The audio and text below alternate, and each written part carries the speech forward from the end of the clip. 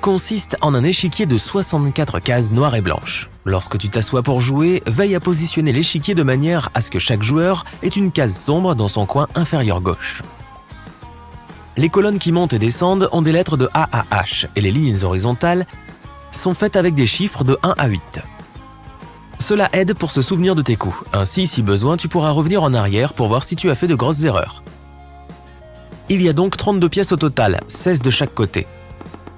Si tu joues avec les blanches, tu commences en premier. Le but du jeu est de forcer le roi de l'adversaire à tomber dans un piège dont il ne pourra pas s'échapper. C'est ce qu'on appelle échec et mat. Oui, cela semble assez simple, mais tu dois d'abord arriver jusqu'à lui. C'est quelque chose que ces loyaux sujets ne te laisseront pas faire facilement.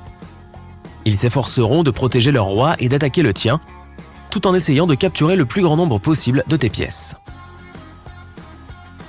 La capture signifie que la pièce d'échec de l'autre personne atterrit sur l'une des tiennes. Si cela se produit, ta pièce sort du jeu, terminé, tata, ciao. Alors assieds-toi en face d'un ami et réveille tes neurones. Il est temps d'aller connaître l'équipe, alors commençons par les pions. Il y a 8 pions qui sont devant, donc tu vas probablement en perdre quelques-uns au début du jeu. Pas tous en même temps bien sûr, mais quelqu'un doit commencer pour mettre l'autre joueur au défi de faire des mouvements audacieux. Mais ne les sacrifie pas sans bien y réfléchir.